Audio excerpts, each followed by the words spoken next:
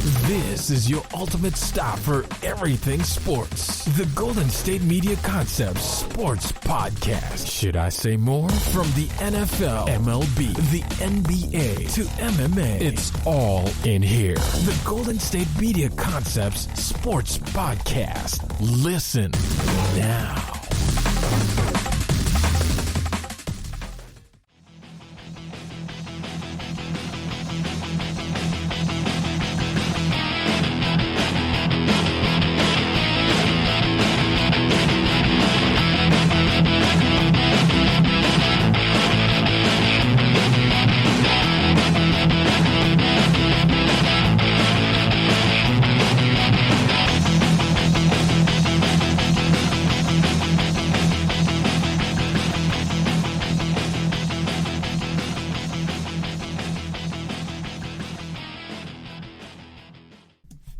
Thank you for tuning in to the GSMC Sports Podcast, brought to you by the GSMC Podcast Network. I am your host, Nebyat.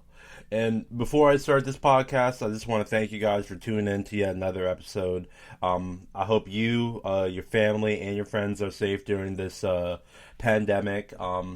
And nonetheless, thank you yet again for the second time for tuning in. But let's get into today's podcast. With today's podcast, I'm going to be talking about a lot of NBA talk. But before any of that, let's talk about how Tim Tebow to the Jags.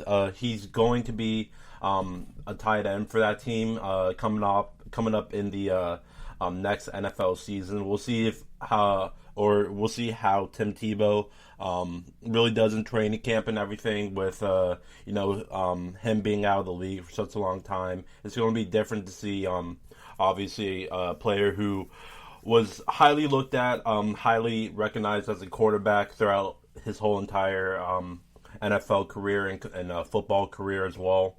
Now he's going to a different position in the tight end, so we'll see how that turns out with him. I know I've been seeing a lot of backlash on social media, certainly with current NFL players saying that they're kind of disappointed in this, saying that Colin Kaepernick deserves to also have a chance and everything. But with that, I mean, at the end of the day, if Tebow was able to solidify and check all the boxes on the tight end position, meaning physicality, conditioning, and just overall observation of the position, I think that he deserves it nonetheless. But with that, it is kind of sad to see Colin Kaepernick still not get a chance at a NFL starting job. But with that, it also comes to a degree where you don't know if Kaepernick really wants to be in the NFL anymore. I feel like Kaepernick has done a good job of making sure he's relevant without playing sports and anything. He's still doing civil rights movements for, Black Lives Matter and everything. I'm not going to get into that too much since this is a sports podcast, but at the same time, I am happy for Tebow to, still be back in football. And also some more small talk as well. The Raptors, the Toronto Raptors, that is, won't be in the playoffs for the first time in 8 years. This is confirmed now with the NBA season coming to an end.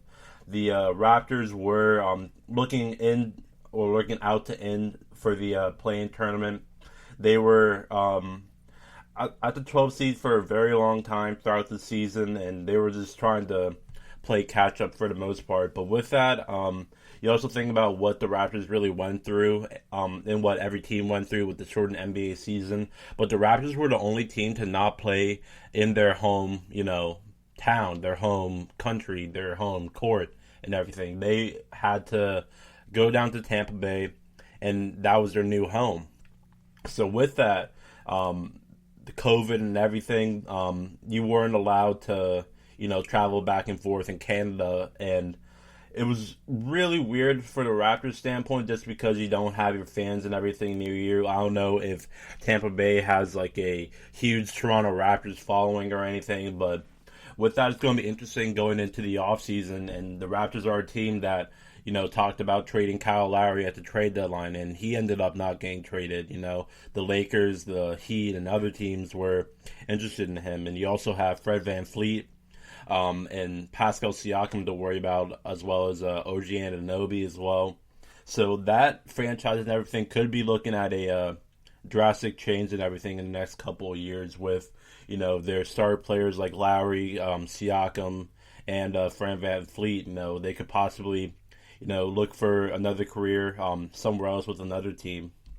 And in my expert personal opinion, whatever you want to call it, I think that ever since that Kawhi really left that franchise, obviously they made the NBA playoffs and the NBA bubble last season, but this was a team that was going to struggle this year just based off of their personnel, and obviously they didn't have a Kawhi like years past. They didn't have Serge Ibaka who went to the Los Angeles Clippers. You have Marc Gasol, another big man, went to the Los Angeles Lakers. So they lost a lot of size in free agency, and they also lost one of the biggest superstars, one of the biggest, all-stars, MVP caliber players in Kawhi Leonard. So with that, let's get into today's podcast. And the first segment that we're going to talk about is how Russell Westbrook passed Oscar Robertson for the most triple-doubles in NBA history. Now, with this, a couple of questions arise. Only two questions arise when this headline or statement comes up with Westbrook and his triple-doubles in most NBA history, whatnot. And the first question that comes up is, where does Russell Westbrook rank in the all-time top point guards? And with that, I made a list, my personal expert opinion, on the top 10 point guards of all time. And with Westbrook's record-shattering night, I think that he's obviously a top 10 point guard, no doubt about it, no question about it. His work ethic and everything that speaks about him really puts him up there. And people talk about how, his nickname on social media, in NBA, Twitter and everything, is Russell Westbrook, and I think that's pretty disrespectful coming from a guy that has the most triple doubles in NBA history and has averaged triple double for I think 2 seasons. If obviously his MVP winning season he averaged a triple double, and I believe this season he will be averaging triple double if everything pans out.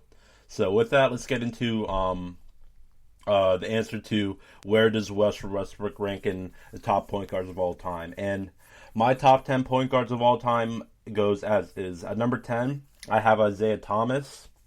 Number 9, I have Allen Iverson. Number 8, I have Russell Westbrook. So there you go. Westbrook is my is the 8th best point guard in my opinion of all time. Number 7, I have Steve Nash. Number 6, I got Jason Kidd. Number 5, I got John Stockton. Number 4, I got Chris Paul. Number 3, I got Oscar Robertson, the Big O. Number 2, I have Stephen Curry. Number 1, I have Magic Johnson. Now, with this, let me just break it down real quick from 10 to 1. So, from bottom to top. Isaiah Thomas, obviously, played on a great team with the Detroit Pistons and everything, with Bill Laimbeer and the Bad Boy Pistons. Everyone knows how big that group of guys were, and how Michael Jordan, didn't appreciate Thomas and everything. He didn't want him on the dream team, this and that. But at the same time, he was a great defensive point guard, and that's why I have him up here for the most part. I mean, if he was able to get under Michael Jordan's skin, he has to be top 10 in my opinion. Not many people were able to do that in Jordan's career. And then at number 9, Iverson. Allen Iverson is one of those guys that every, point guard looks up to eventually. He really changed the culture of, the NBA when he was playing at the time. And just as a talent in general, his infamous, practice speech and everything goes down in history as like one of the funniest moments in NBA history. And it wasn't even on the court. So that's not the reason why I have him up here. Obviously, he did lead the 76ers to the finals. He didn't win the finals, obviously. Got denied by Kobe Bryant and the Los Angeles Lakers with Shaquille O'Neal and company. So with that, I mean, Iverson had to be top 10 in my opinion. It was just hard to figure out where he was in the top 10. But I think number 9 is a very good spot for him, considering what his whole career was and everything, and how he turned out to be in general. And then next up, obviously Russell Westbrook.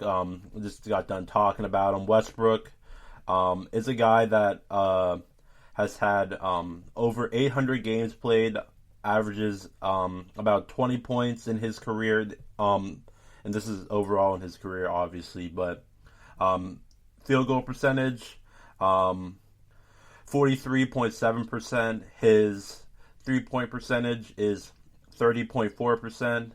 And then when you look at his rebounds, assists, steals, and blocks per game, his rebounds per game, 8.3.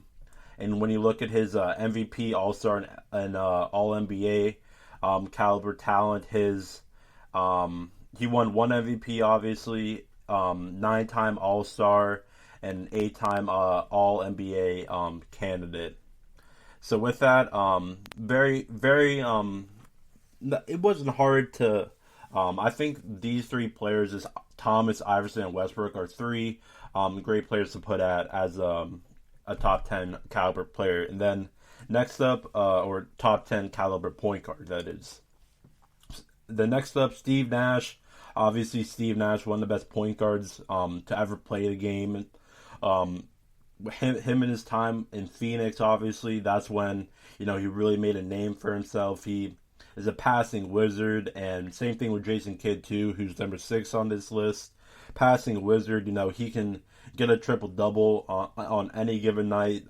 With Nash, he's a good free throw shooter, an excellent free throw shooter, I should say, and an excellent 3-point shooter as well. Overall, Kidd and Nash were pretty much going to be, right on top of each other, right next to each other. And it was hard to decide. And overall, I had Kidd over Nash just because he was able to win a ring.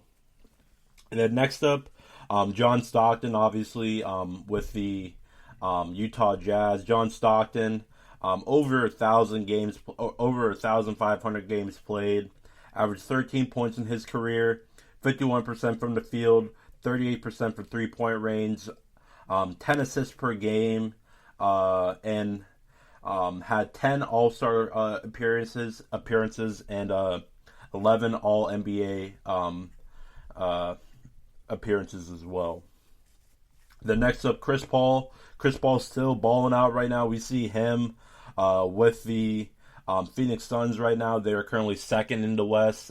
This slowly but surely trailing behind Utah. I believe that Utah will keep that number 1 overall seed because Utah is currently a game and a half games or ahead of the Phoenix Suns. But with that, with Chris Paul, and you look at his stature and what he's accomplished over 950 games, over 950 games played. 18 points per game, 46% from the field, 37% from 3-point range, 4.5 rebounds per game, 9.7 assists per game. And then you look at his All-Star and All-NBA appearances, 9 All-Star appearances and 8 All-NBA selections. Then after that, Oscar Robertson, whose record just got broken by Russell Westbrook, all-time triple-double record. Played over 1,000 games, averaged 25 points per game, 40% from the field, 9 assists per game, 7 rebounds per game, 1 MVP, 12 All-Star appearances, and 11 All-NBA selections. So with that, Westbrook was still able to break Robertson's record.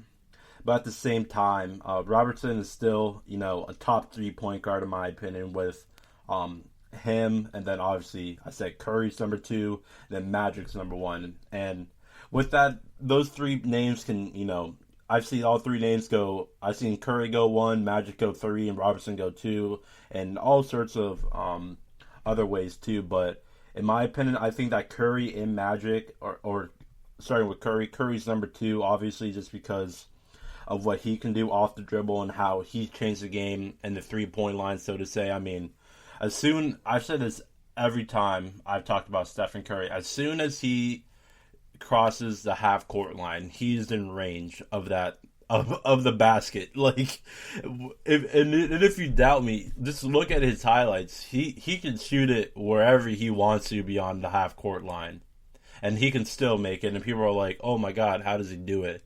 And my response is that, well, he's just that great, and also he's practiced very hard as well. Then obviously number 1 overall, Magic. I didn't say Curry's stats, but to kind of go on with Magic.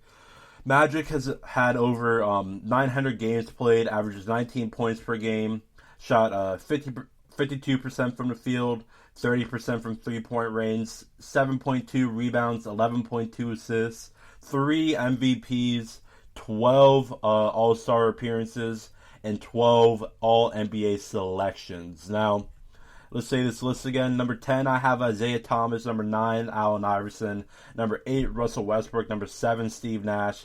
Number 6, Jason Kidd. Number 5, John Stockton. Number 4, Chris Paul. Number 3, Oscar Robertson. Number 2, Stephen Curry. Number 1, Magic Johnson. Now, with this, the second question that comes up, I said there are 2 questions that comes up when you think about this record. One is how or where do you rank Westbrook right now in all point guards? And I answered that. Now, next up, what is going on with the Wizards right now in the East? Now, nothing bad is happening to the Wizards. Don't get me wrong on that. I just wanted to look at how the Wizards are doing at the current timeline. And right now, they're 10th in the East. They're in the play-in tournament, the last team in that play-in tournament. 32-37 overall record. I just mentioned that they lost to the Hawks on Monday. At Atlanta, 125-124. Westbrook in that effort, 40 minutes, 28 points, 21 assists, 13 rebounds. But with that, let's look at Bradley Beal's situation and how he's been out the last 2 games with a hamstring injury and his so-called beef with Golden State Warrior Kent Bazemore. And Bazemore said that quote, 49 points in 29 minutes, that's unreal. We got guys hurting guys hurting hamstrings to keep up. And with that, Bazemore was alluding to the 49 points in 29 minutes that Stephen Curry did. No one is questioning that. You know, Stephen Curry and his greatness, I just got done mentioning him in my top point guards of all time. And with that, I just think that when you look at like the NBA scoring situation right now, Curry's leading the NBA in scoring at 31, almost 32 points per game.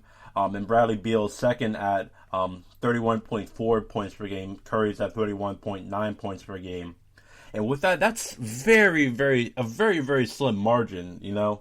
And with that, I commend both of these guys with their hard effort and everything. But for Kent Bazemore to say that we got guys hurting hamstrings to keep up isn't really funny. And Beal said, and I quote, "I don't take that too kindly. Don't make fun of something that is not funny." And I 100% agree with that, because right now, the Wizards are earning my respect in every way, shape, or form. I'm seeing Bradley Beal drop 50 on a night, and I'm seeing Russell Westbrook setting triple-double records. I mean, the Wizards are trying their best to try to keep in with this playing tournament right now, and they could be, the 9th seed.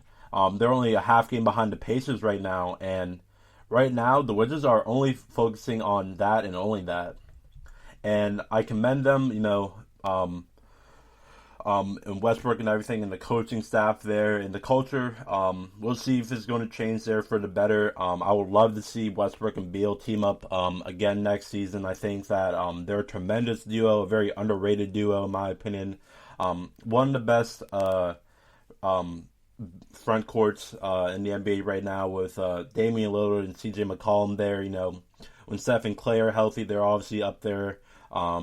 Tatum and Jaylen Brown as well, or you can put Kemba and Jaylen Brown as well in there. It doesn't matter. But I really don't think that it's too funny to talk about something that is related to an injury. And for making fun of a player just because he's trying and putting all his hard work and effort into the game is, something that's very cheap and something that's very low. So I just wanted to bring that up in a Bradley Beal situation. I do not believe that the Wizards have a timetable for Beal. Right now, when you look at the Wizards rest of the season right now, they're going to be playing Atlanta again on Wednesday, May 12th. That'll be at 7 p.m. on ESPN. Then their next game after that is going to be home against Cleveland, and then they're going to end the regular season by playing against Charlotte at home as well. And then obviously they have the play-in tournament, and the play-in tournament, the way that works is that the winner of the 7th and 8th seed goes on to be the 7th seed, and then the loser of the 7th and 8th seeding game will play the winner of the 9-10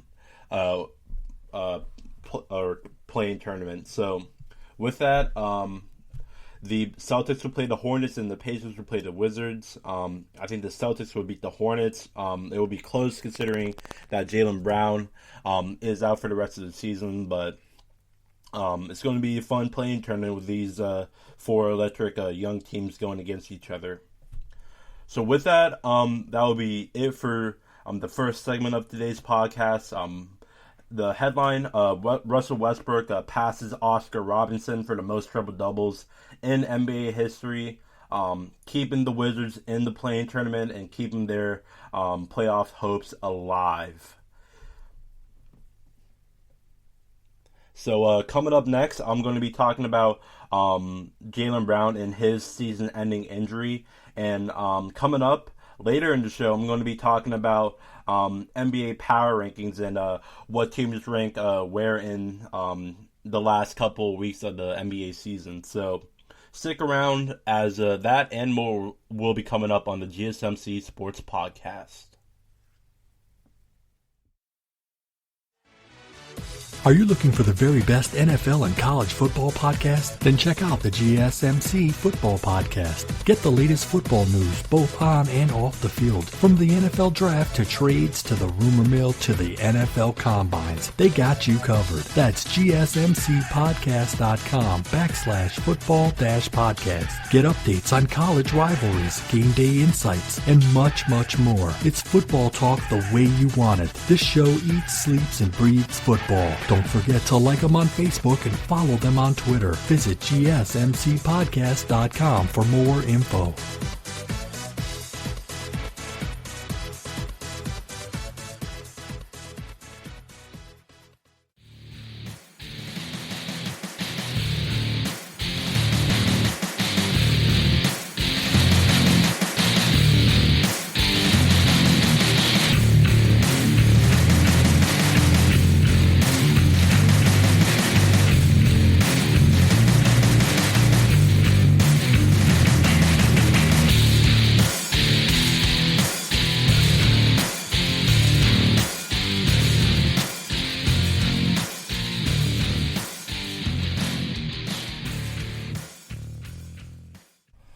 Hello and welcome back to the GSMC Sports Podcast. I'm your host, Nebyat. Thank you for sticking with me here on today's podcast. I just got done talking about how Russell Westbrook broke the all-time triple-double record that Oscar Robertson previously held. I just ranked my top 10 point guards of all time along with that, and I talked about how the Wizards are still in the play-in tournament and still keeping their playoff hopes alive, even without an injured Bradley Beal. It's very, very impressive. So with that, let's get into the next topic. And my next topic is Jaylen Brown and his season-ending injury. Now, with this, Jaylen Brown will miss the rest of the NBA season with a torn ligament in his left wrist.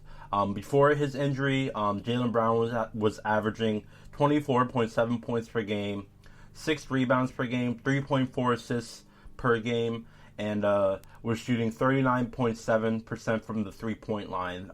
It's definitely going to be someone that the Celtics are going to miss. Right now, the Celtics were 33-30 before the Jaylen Brown injury, and they were sitting 6th in the East. Now the Celtics are 35-33, and they're 7th in the East. and in the play-in tournament as well. And with that, that became official after Miami was able to beat the Boston Celtics this past Sunday in Boston. And just a couple of things about that. And also, the Celtics are 2 games behind the Miami Heat for the 6th spot, and they'll play each other on Tuesday, May 11th, in Boston again. So with that, it's definitely going to be interesting to see how these 2 teams play against each other after their game last Sunday. Now with this, let's talk about the game on Sunday first. So the 2 teams played on Sunday, and Miami won 130-124. And some things about this game that I watched, at least because I am a Miami Heat fan, so I was glued into this game. So with this, Tatum was getting doubled when he was the only scoring threat on the floor. And for the most part, it's pretty smart, because if you don't really have that many offensive weapons on the floor, if you're the Celtics, then with Jason Tatum on the floor, obviously, then Jason Tatum's the only person you have to worry about. And for the most part now, since Jaylen Brown's out, you don't have to worry about him, potentially dropping 30, 40 points per game on you. It's going to be interesting to see how the Celtics respond, and how their, core players like a Marcus Smart, Kemba Walker, Evan Fournier and company, Tristan Thompson, Grant Williams, Robert Williams and company, really all step up here, because now the attention has grown on you guys that, you guys don't really have any scoring threats outside of Jason Tatum, and I'm going to put Kemba Walker in that conversation as well, because Walker has been proven to be that guy that can just score at will, and that's been proven throughout his whole entire career. So with this, it was interesting to see Miami do this a little early into the game. I saw this happen more in the second quarter. And during the second quarter, this is when Miami started to, put their imprint on the game. They went into halftime with a 26-point lead, but at one point the Celtics did cut it down to single digits. But at no point did the Celtics take the lead in this game whatsoever. And with this, Miami, if Miami is still able to beat the Celtics twice on the home floor, it means the Celtics, in my opinion, are most likely going to be in the play-in tournament. And when you look at the rest of the games for both teams, Miami does have the tougher games to play. With Miami's games, they only have 3 games left. They're going to be playing at home versus Philadelphia, and then you're going to be at Milwaukee, and then at Detroit. So, one of those teams is not like the other, and that's obviously Detroit. But when you have Milwaukee and Philadelphia, they're 2 of the top 3 teams in the East. So it's going to be interesting to see if Miami is able to not only take 2 games away from the Celtics on their home floor, but then automatically flip the switch and then be able to go back home, beat a Philadelphia, and then go on the road and beat a Milwaukee, and then beat a Detroit as well to end the season. And then when you look at Boston's side is not like Miami's side whatsoever. Their 3 games are going to be on the road. Their last 3 games are going to be on the road, that is. Their first game is going to be at Cleveland, and then at Minnesota, and then at the Knicks. And with this, it's going to be tough to see Boston try to, elude this play-in tournament. But if Miami does lose these games against Philadelphia and Milwaukee, and if they're able to beat Boston on their home floor, then that means that Boston's 3 games behind the Miami Heat, but the Miami Heat do hold the tiebreaker in that instance if they win on Tuesday. And when you look at this, then that means that Miami is going to have to lose at home versus Philadelphia, and then lose at Milwaukee, and then lose at Detroit. Then Boston would just have to win out. So, definitely going to be tough for Boston to elude the play-in tournament whatsoever. And then, with that, another question arises, and how will the Boston Celtics do, obviously in the playoffs and in the play-in tournament. And I said beforehand what the play-in tournament format is going to be, but again, if If you're just tuning in, let's go over that again. The Boston Celtics, if the play-in tournament happened today, the Boston Celtics would play the Charlotte Hornets, and then the Indiana Pacers would play the Washington Wizards. The winner of the Boston Celtics Charlotte Hornets game, the winner of that game will be the 7th seed for this year's playoffs. And then the winner of the Indiana Pacers Washington Wizards game will play the loser of the Boston Celtics Charlotte Hornets game. And then with that, the loser of the 9-10 play-in tournament will be eliminated from the playoffs.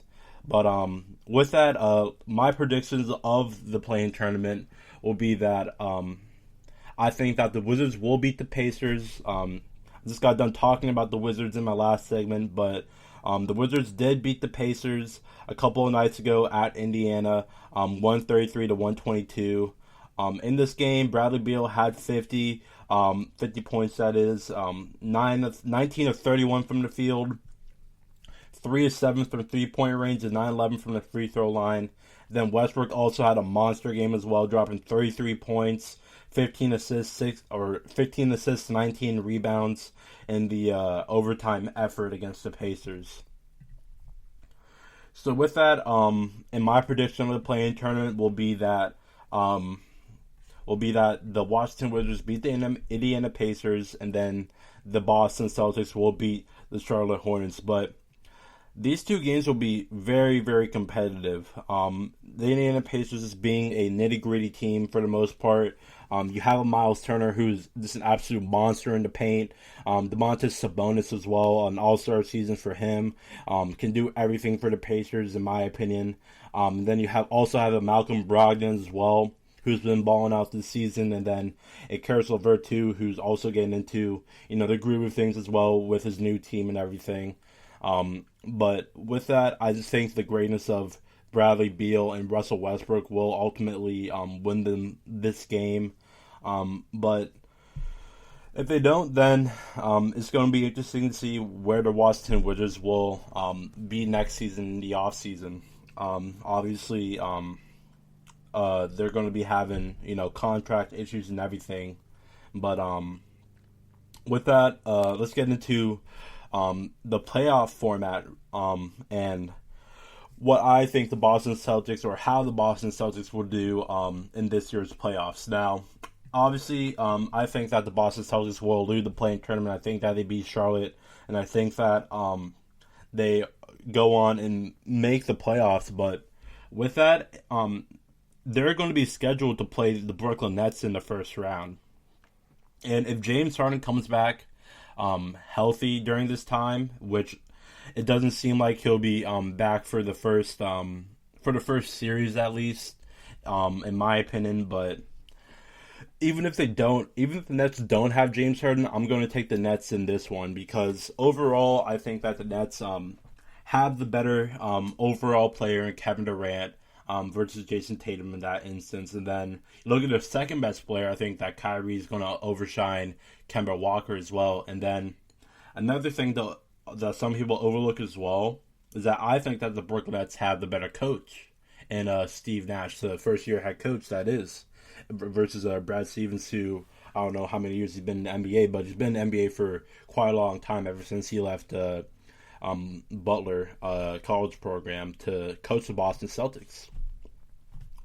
But with this, I just don't think that Boston makes it out of the first round of this year's playoffs. I think that ever since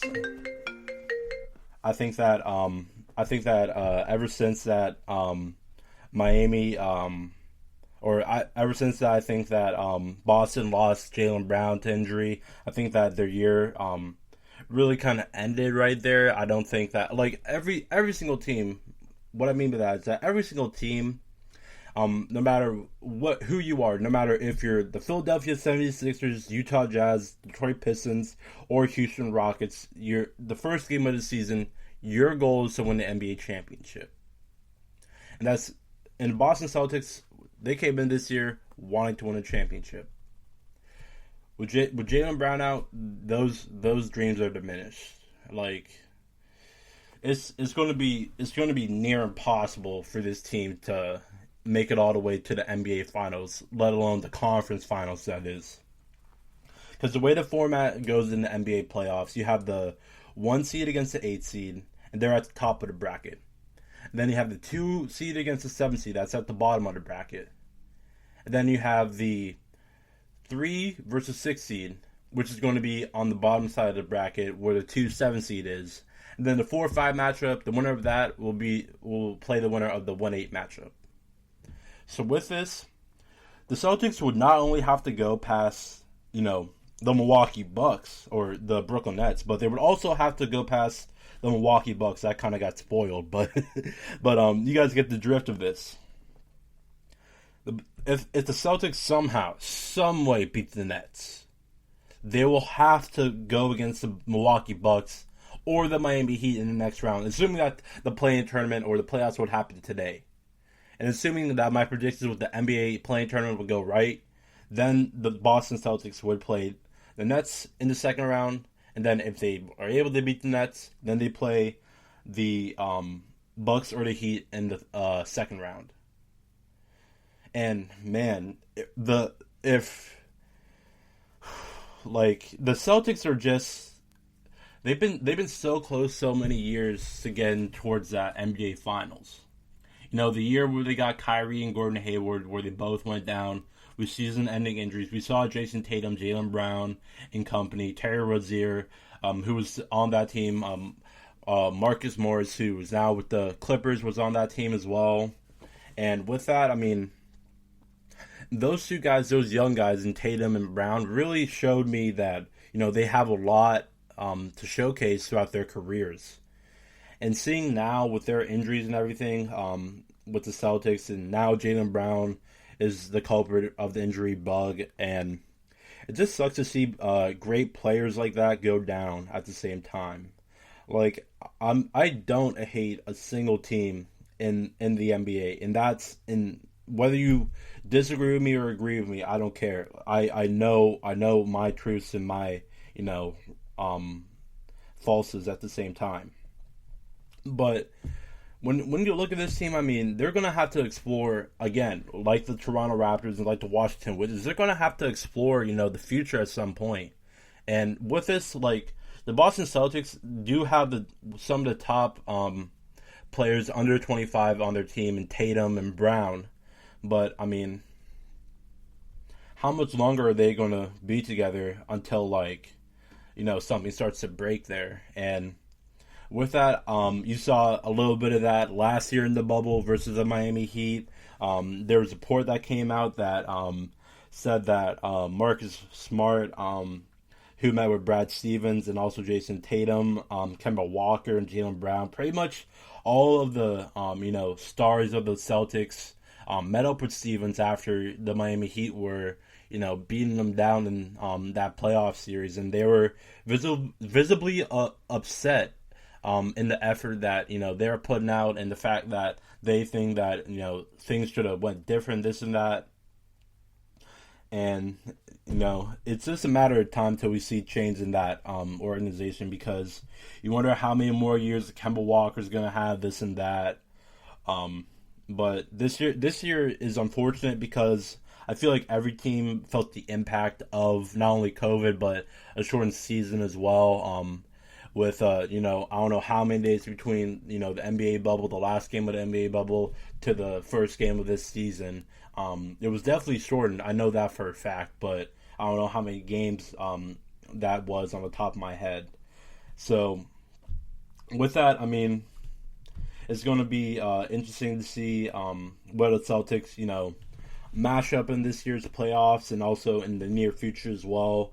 The future of the Celtics is definitely going to be in question sometime soon here, just with Brown with so many injuries, Kemba Walker coming up into kind of his ending of his career, or close to the end of his career. And then you also have Jason Tatum, who's once in a generational talent, once in a generational hard worker and everything. So with that, it's definitely going to be hard for the Celtics to get back to the conference finals with the Sixers really doing well, the Nets and the Bucks, the Heat, the Knicks. I mean, the East is getting more competitive every single year. So with that, that's going to be it for the second segment of today's podcast. The headline: Jaylen Brown will miss the rest of the season with a torn ligament in his left wrist. Before the injury, Brown was arguably having one of the best seasons of his career, averaging 24 points per game. It just sucks to see a great player like that go down, and my thoughts to Jaylen Brown. I hope we end up seeing him on the court soon because he can ball, man. He can ball. So coming up next, I'm going to be talking about the MLS champs, the Columbus SC team now. Dropped the Crew in a rebrand effort. I'm going to be talking about what that means for Columbus and its fans, and then after that, I'm going to be talking about NBA Power Rankings. So stay tuned, as that and more coming up on the GSMC Sports Podcast. Check out the show that's built on the MMA, from the UFC to extreme cage fighting. They got the fights covered. Check out the GSMC MMA podcast. Get the latest news on past or upcoming fights. Join us as we talk to and about some of the biggest names in the MMA, past, present, and future. When it's the fight game, there's just one show to check out. GSMCpodcast.com/MMA-podcast. Don't forget to like them on Facebook and follow them on Twitter. Visit GSMCpodcast.com for more info.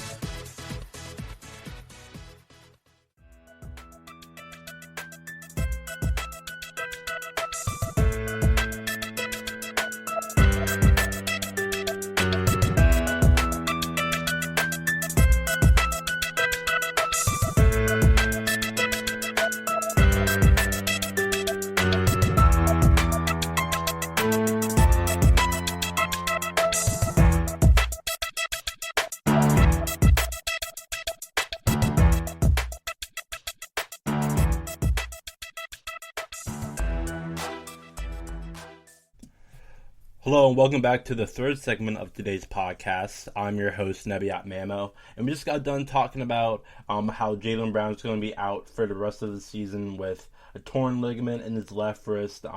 Obviously, prayers and thoughts up to Jaylen Brown. Obviously, he was having a great year, probably the best year in his career so far. He was averaging over 24 points per game, 6 rebounds per game, 3.4 assists, and 39% from the three-point line. Something that, you hate to see in a player that's, only getting better throughout the year.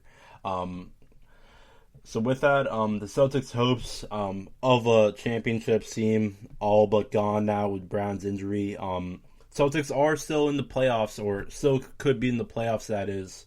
But for them to win a championship, it will take a lot of hard work for them to do, and Jason Tatum would be the one to, carry most of that load. So we'll see how things turn out with Boston, and they're going to be playing Miami on Tuesday, May 11th. That was going to be a crucial game considering Miami won at Boston this past Sunday, 130 to 124.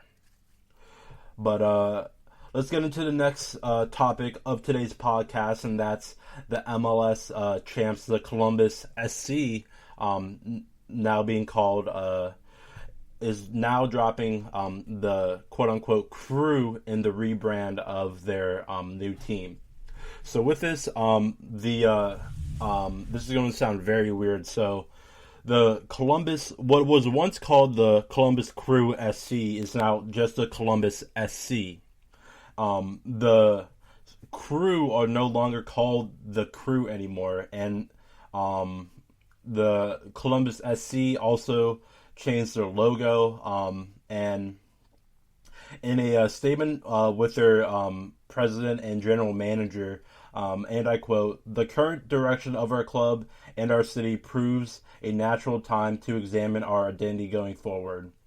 and I quote, "Our identity and brand evolution includes a shift in our mindset and consistent contenders on the pitch, but also includes involving our look both in the community and across competitions.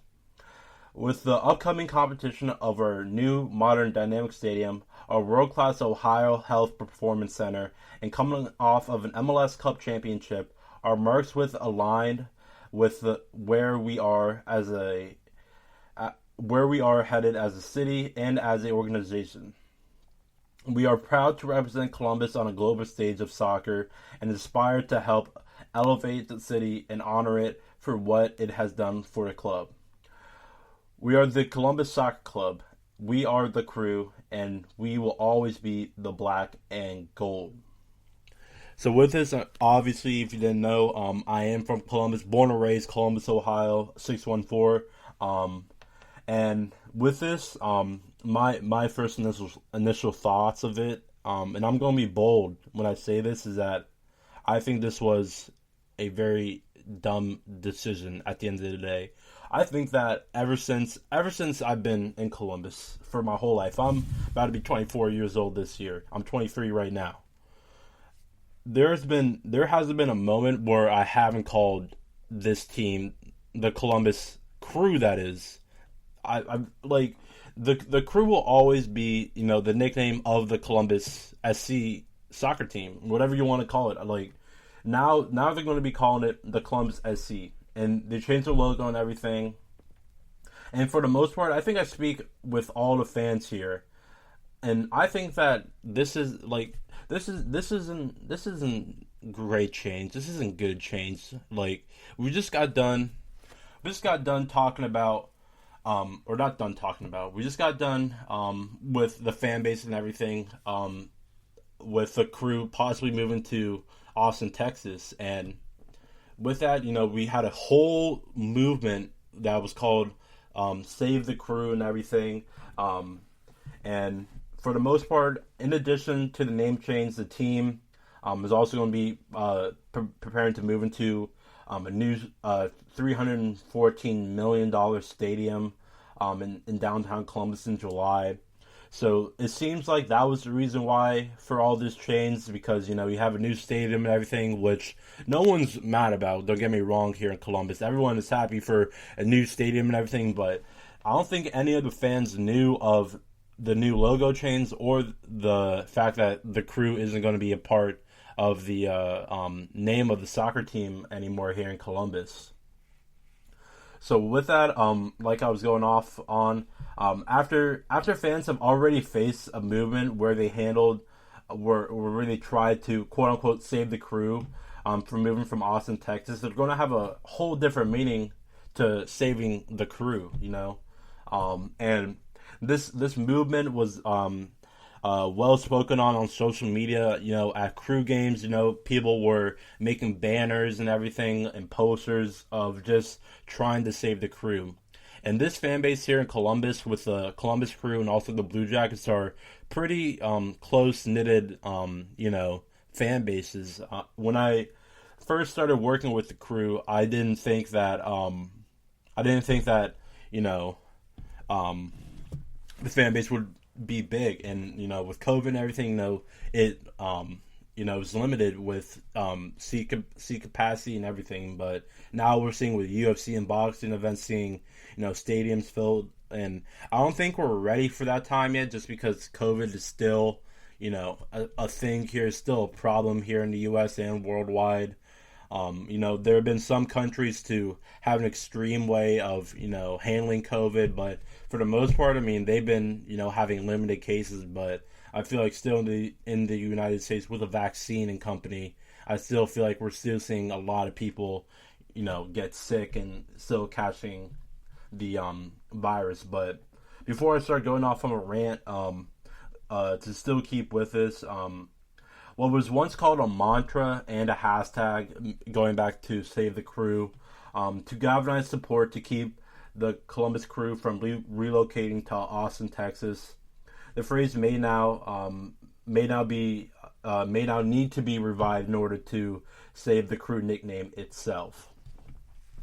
So with this, and it kind of plays along with the European Super League when I first thought about it, because when I first started talking about the European Super League, I first saw how, the executives, the owners, and everyone were just really in it for the money.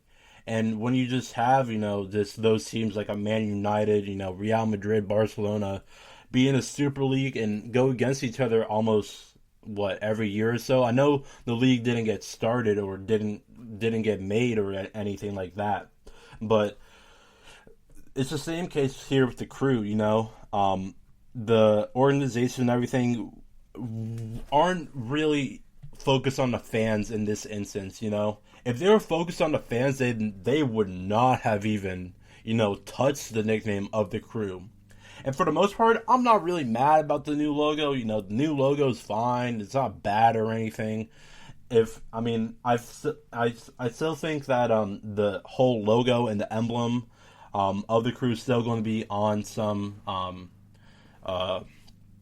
merchandise and everything. But for the most part, the name The Crew will not be on any merchandise. And that's where, we kind of see the fan base kind of pulling apart from this organization. The rebrand, all in all, is being pitched as an evolution rather than a complete overhaul, and that's where I'm kind of getting at right now. Like, this whole rebranding of the Crew is just a whole let's just scratch everything. Let's just scratch our tradition. Let's scratch everything that we make connections with the fans. All that chemistry and everything with the fans can just go out the window. And it's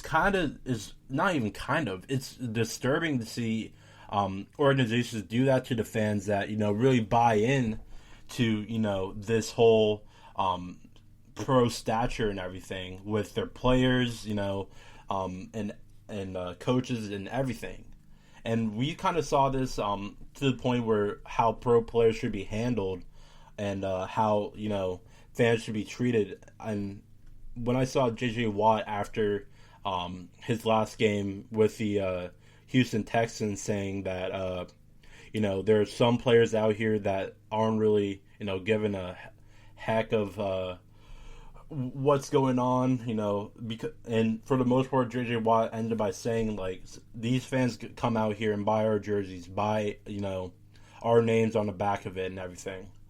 And that's what the fans are doing with the Crew. Like I said, this fan base for the Crew is a very close, niched fan base for the most part. And I guarantee you that in the next couple of months here, with a new stadium reopening and everything, I believe that we're going to be seeing a lot of Save the Crew banners, a lot of Save the Crew mantras and hashtags on social media and everything to really galvanize support to keep the Columbus Crew name and everything. Because right now, like I said, the Crew isn't going to be part of the Columbus SC football name. And the Columbus organization contends that isn't dropping the name completely. Like I said, the term The Crew will be visible around in the stadium, while Crew will no longer be on the team's jerseys. The organization will continue to sell hats, t-shirts with the Crew name on them, in addition to the new Crewless logo. And I guess that's the one thing that people didn't like about the new logo, was the fact that it didn't have the Crew in it and everything. And with that, it's tough. It's sad to see soccer really turn into a sport where you have owners, executives, and everything really try to take everything for themselves, money wise, that is. And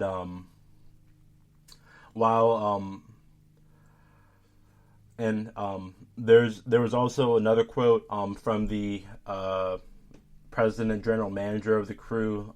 He said, "When you had Columbus Crew SC, people really ignored the Columbus. They talked about Columbus, or they talked about Crew SC. Everything was Crew, and that was only part of our identity and what we want to be about going forward. And I mean, I don't know. I don't know really how to take this all in all. This is a lot to take in. I feel like the Crew really did this overnight and was just like, yeah, let's just break the news to the public and see how it goes, and let's just get all this merchandise that doesn't, have the Crew on it, and instead it has Columbus SC. It's definitely going to be interesting to see, because the fans really have the power here, all in all, and they're the ones, that are going to be buying, shirts, pants, everything in general, memorabilia-wise.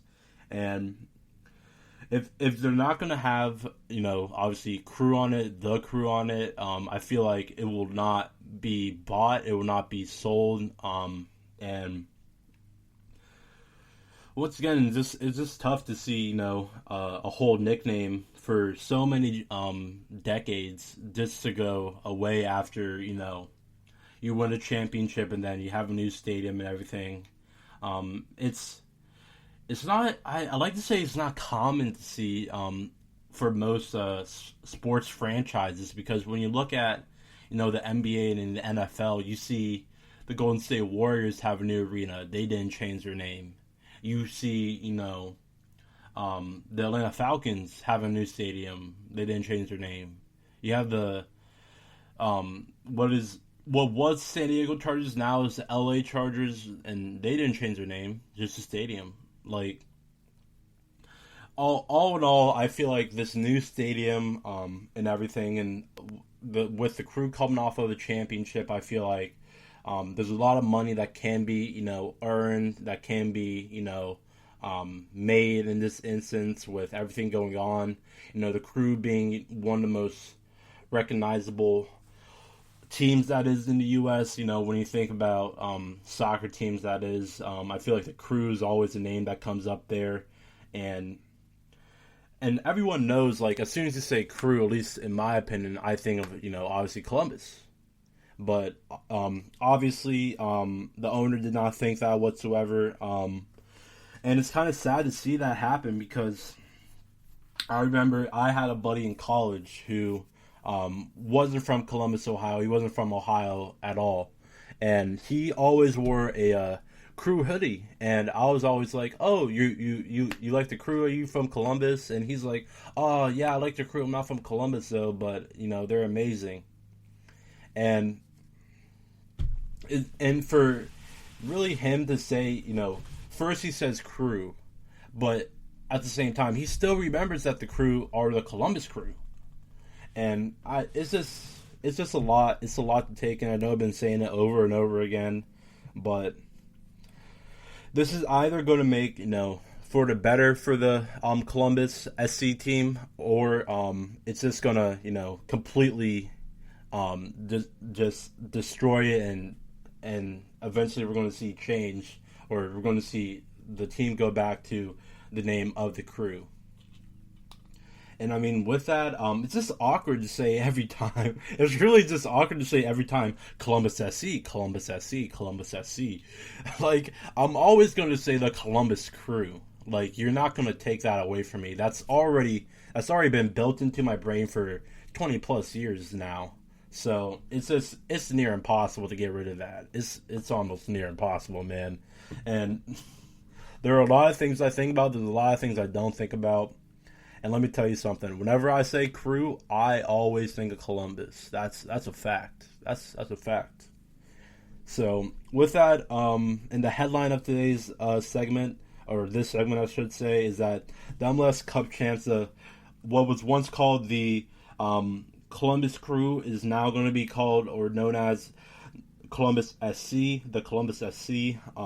And with this, Columbus SC teams also changed their logo and everything to just a C, and it was interesting to see how they changed their logo and how it compared to other Ohio teams, because you just saw just a normal C logo, and you also see in Ohio, that is. You also see the Cavs. This has a C logo. You have, the Cleveland, or what is now called the Cleveland baseball team, and then you have the Cincinnati Reds as well, with just a C logo as well. And then you also have I think a minor league team, some minor league baseball team here in Ohio called the Columbus Clippers. They also have, just a little C on their logo as well. So it's interesting. It's interesting, definitely, to see all this change happen. So, whether it's for the good or the better, who knows? In my opinion, I don't think this will be for the better, but we'll see with the new stadium and everything. It could all disappear within a matter of a couple of months. So with that, that's going to be it for this third segment of today's podcast, with the MLS Cup champs, Columbus SC, dropping the crew and rebrand, and moving on to be called the Columbus SC. So next up, I'm going to be talking about, in my last segment, NBA Power Rankings. This will probably be my last NBA Power Rankings of the season, since we will be having the NBA playoffs and the NBA play-in tournament come up soon. So with that, stick around for the last segment of today's podcast, brought to you by the GSMC Podcast Network. Are you looking for help for your fantasy football team? Check out the GSMC Fantasy Football Podcast. Get today's best advice on who to start, who to sit, even who you should draft. From sleeper picks to red-hot lineups, they got it all covered for you. That's gsmcpodcast.com/fantasy-football-podcast. We'll cover traditional leagues, dynasty, PPR, even IDP leagues. When you need fantasy help, there's just one show to hit up. Don't forget to like them on Facebook and follow them on Twitter. Visit gsmcpodcast.com for more info.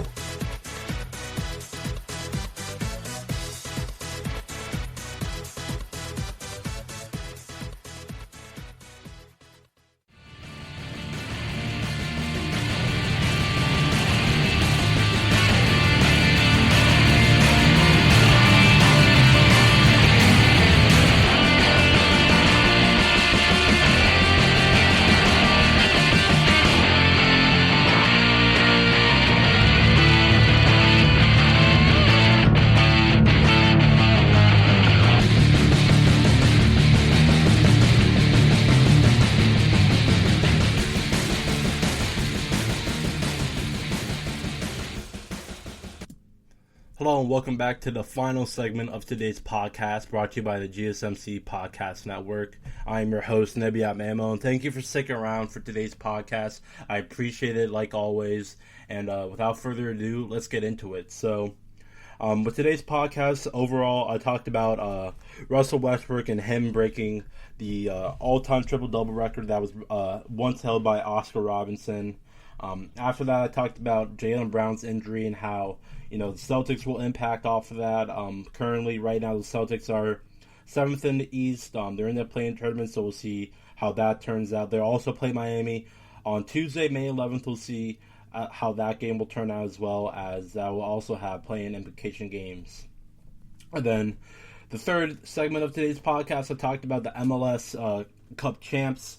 The Columbus Crew will not be called the Columbus Crew anymore. From now on, they will be known as the Columbus SC in their new rebrand. There are some fans that have felt some type of way about this, that are not happy about this in any way, shape, or form, and it really brings a new meaning to the movement, Save the Crew.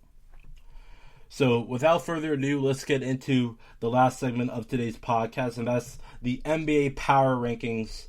And probably the last power rankings of this season. So without further ado, let's get into it. So to start off, let's go from, obviously, start from bottom to top. The bottom team, which is the Portland Trailblazers. Now, the Portland Trailblazers obviously got off to a bumpy start, that is, in the month of April, so to say. They lost a couple of games. They were once on a 5-game losing streak, and that 5-game losing streak were against teams like Charlotte, the Clippers, Denver, and 2 times against Memphis. All were tough games. All games were for the most part, decided by a maximum of at least 8 points or less. Versus Charlotte, you had a game where you lost by 8. Next game after that, the Clippers, you lost by 1-2 on your home floor. Then Denver, you lost by 1 on your home floor. And then Memphis comes, you lose by 2 on your home floor. And then Memphis comes around again and you lose by 7 on your home floor. Not an ideal way to lose on your home court, that is. But ever since that last game against Memphis, this team has been scary, let me tell you. So the game after Memphis, they beat Indiana 133-112, and then beat Memphis at Memphis 130-109. They beat Brooklyn 128-109, and then they beat Boston 129-119. Now, things kind of slowed down with the Hawks. They lost to the Hawks 123-114 on the second to last game on their East Coast road trip, and after that, they won games against Cleveland, the Lakers, San Antonio, and Houston. And right now, the Trailblazers only have 3 more games left this season. They'll play Utah on Wednesday at Utah. They'll play Phoenix at Phoenix on Thursday. And then they'll play Denver on Sunday to close out the regular season. And for the most part, this team has really shaped up towards the end of the season. Ever since that they were on that losing streak of 5 games, they really turned it on here. You had, obviously, Damian Lillard going off in this time. You had him scoring 34 against Houston, 30 against San Antonio, 38 against Los Angeles, 32 against Cleveland, 33 against Boston, or Atlanta, that is. McCollum had 33 against Boston. Lillard had 32 against Brooklyn, and then McCollum had 26 against Memphis, and then Simons led the way for the Trailblazers against Indiana. So with this, I mean, when you look at their last game against Houston, I mean, this team has really come alive, and not only Damian Lillard has really stepped up, but players like CJ McCollum, Yusuf Nurkic has been playing extremely well, and Norman Powell as well has been playing tremendously, and then also Robert Covington as well has been a great addition to that team. And then for the bench squad, you had Derrick Jones Jr., who's been a great player coming off the bench. You also have Enes Kanter, who's just a monster on the boards.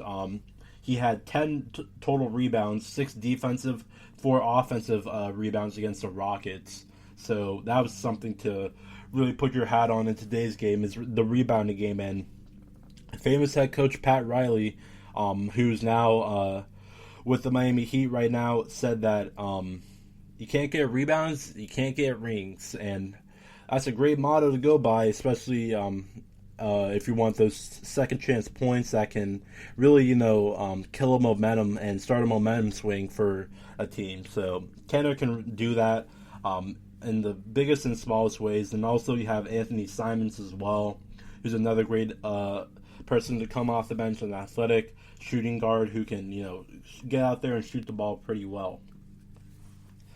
Now, next up, the next team, number 9 overall, is the New York Knicks. And that's right, New York basketball is in the top 10 for this week's power rankings. And when you look at the New York Knicks, the Knicks are 38-30. They're 4th in the West.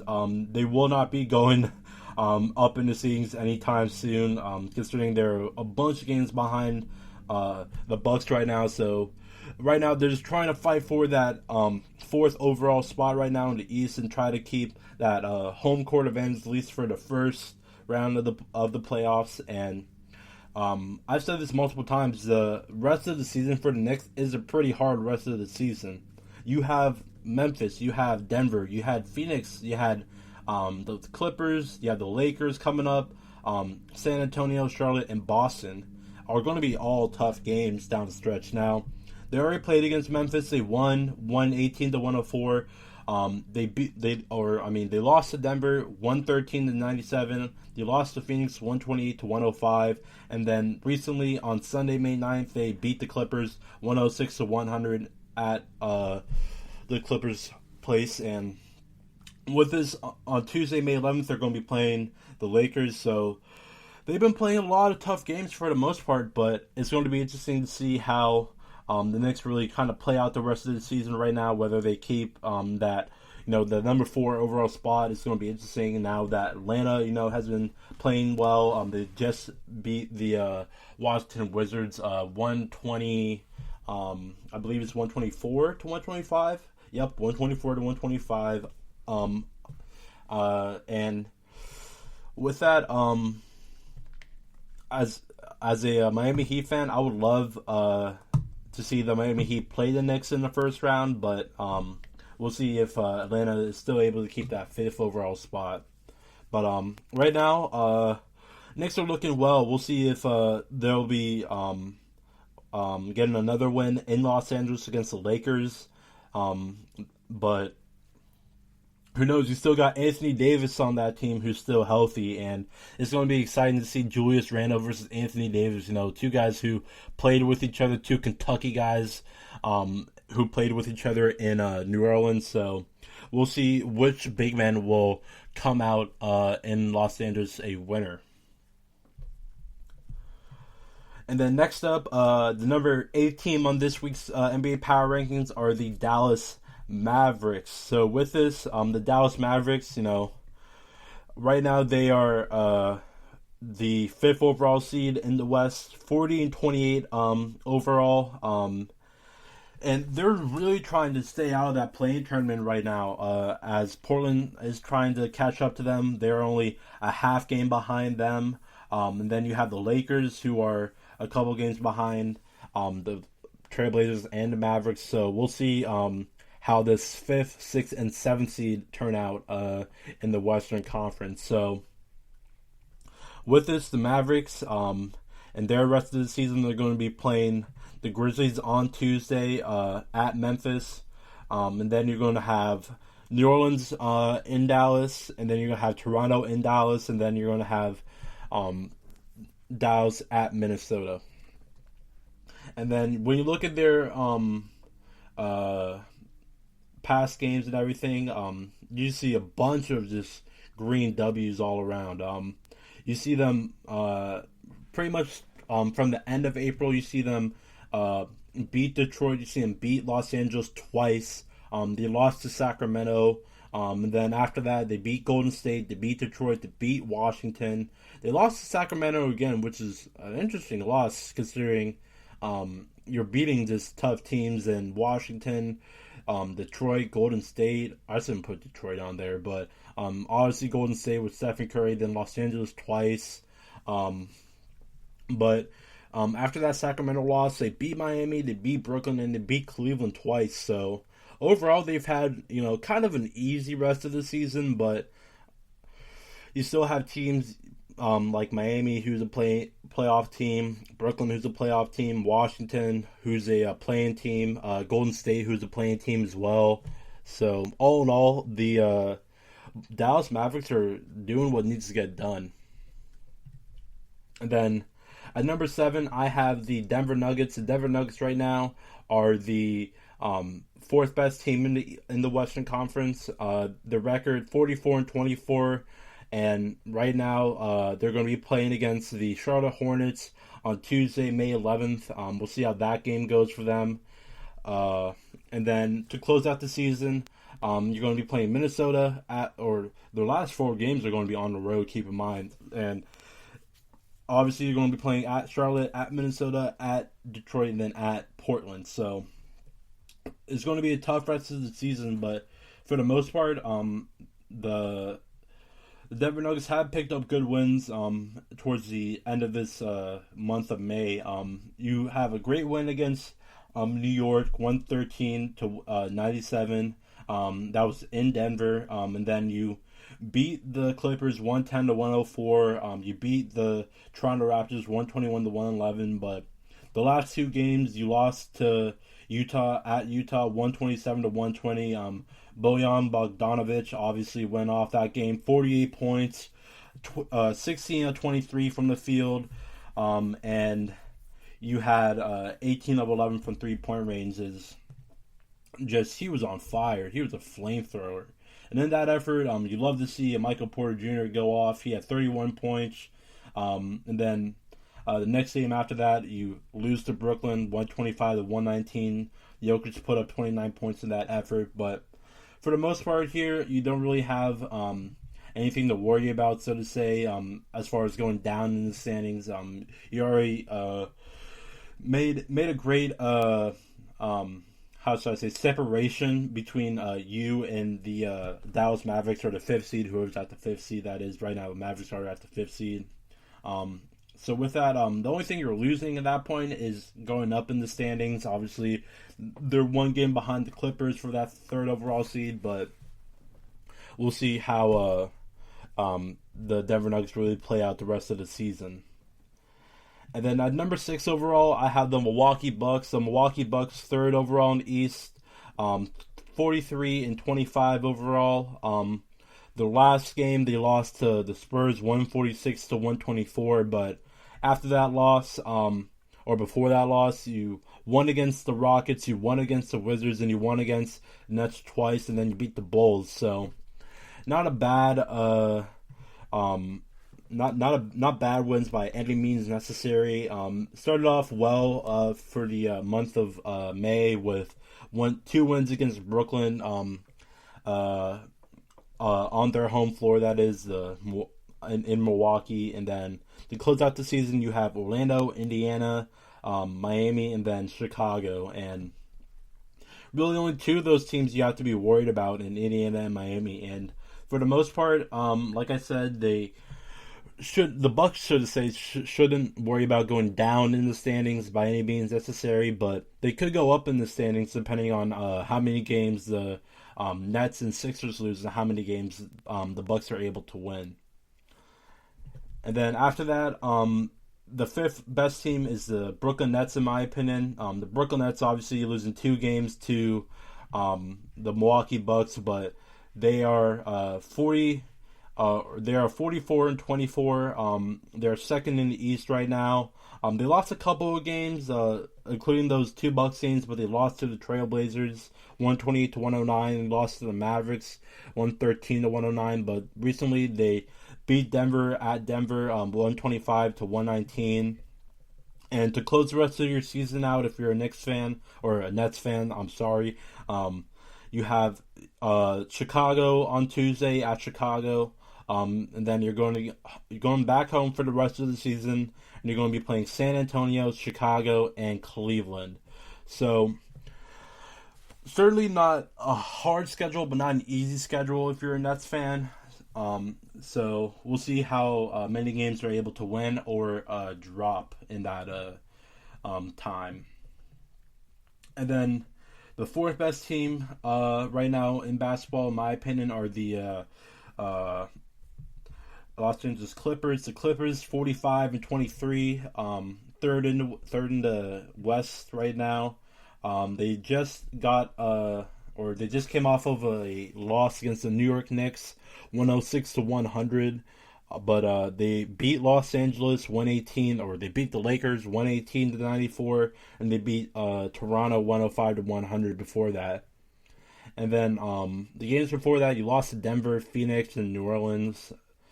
All tough losses, but for the most part, the rest of the season for this Clippers squad could be a tough one, because you're going on the road, you're going to be playing at Toronto, you're going to be playing at Charlotte, you're going to be playing at Houston, and you're going to be playing at Oklahoma City. So if this Clippers team does underestimate some of these, teams that they're better than, they could easily drop a couple of games to maybe a Toronto Raptors team, maybe a Charlotte Hornets team, and you never know. An Oklahoma City team was on the track to lose in so many consecutive games, but all of a sudden, one game, they just beat the Boston Celtics, and they're on a huge losing streak from pretty much from the start of April all the way down to the end of April. So pretty much throughout the whole month of April, they were losing all their games except one game against Boston.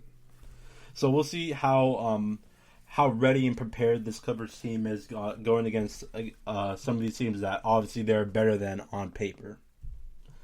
And then to get into our top three here, top three right now, the third best team in the East, or in the West, or the third best team in the NBA right now, the Phoenix Suns. The Phoenix Suns right now, 48-20. They just got off a tough loss against the Lakers, but they beat the Knicks on their home floor, but they lost to the Hawks before that, and before that Hawks loss, they were on a 5-game winning streak, beating teams like the Knicks again, the Clippers, Jazz, Thunder, and Cavs. And then to close out your season, if you're a Suns fan, you have the Golden State Warriors coming up on Tuesday. And then you have Portland, San Antonio twice at San Antonio, and that will be it for the rest of your season. So we'll see how much time or how many players play in this instance for the Phoenix Suns and how many players will rest. I think that you give Devin Booker, Chris Paul, and company, most of your starters a rest because, they've been doing a great job this year all in all, second in the West. Certainly nothing to be mad about whatsoever. I know they would probably love to be that first overall seed, but a second seed is nothing to pout about whatsoever. Then next up, the second seed, the Utah Jazz. Utah Jazz right now, the first best team in the NBA, or the best team in the NBA, and the best team in the Western Conference. Right now, they're coming off of a tough loss against Golden State and the greatness of Stephen Curry, that is. But Jordan Clarkson, the golden lining of this, Jordan Clarkson did have 41 points, a game high 41 points, that is. Stephen Curry did have 36 in that competition.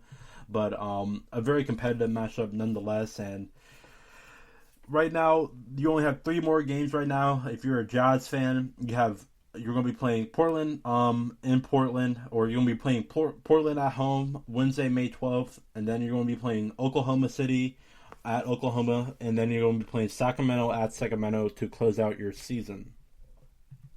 And then finally, the best team in basketball right now is the Philadelphia 76ers. Right now, the Philadelphia 76ers are 47-21. The best team in the Eastern Conference right now. They just signed for Gary Clark to a 2-way deal. We'll see how that goes for him. But for the most part, the Sixers have been on a huge win streak. They've been beating teams like Oklahoma City. They beat Atlanta twice. They beat San Antonio. They beat Chicago. They beat Houston. They beat New Orleans, and they beat Detroit. So overall, they are on a 8-game winning streak. And then you have Indiana coming up on Tuesday. Then you go down to Miami to play at Jimmy Butler and company on May 13th. And then to close out your season, you're playing Orlando twice at home. So those first 2 games versus Indiana and Miami will be tough games because they'll be on the road. We'll see what players will play and what players will rest in that time. But for the most part, you're going to be playing Orlando twice, who will not be in the playoffs this year. They've been eliminated for the playoffs for some time now, and they'll be looking towards the NBA draft. So we'll see how that goes with them. So overall, a fun list, a great list to make, in my opinion. I love making these NBA power rankings for you guys. I've been enjoying them throughout this whole entire NBA season. So with that, looks like that will be it. Looks like that's a wrap, folks. So with that, thank you for listening to the GSMC Sports Podcast, brought to you by the GSMC Podcast Network. I would like you to ask that you please remember to subscribe to the show and write a nice review. That really helps us out. And also, if you can, please follow us on Facebook, Instagram, and Twitter. That would be appreciated. Thank you, and have a great rest of your week, ladies and gentlemen. You've been listening to the Golden State Media Concepts Sports Podcast, part of the Golden State Media Concepts Podcast Network. You can find this show and others like it at www.gsmcpodcast.com. Download our podcast on iTunes, Stitcher, SoundCloud, and Google Play. Just type in GSMC to find all the shows from the Golden State Media Concepts Podcast Network. From movies to music, from sports to entertainment, and even weird news. You can also follow us on Twitter and on Facebook. Thank you, and we hope you have enjoyed today's program.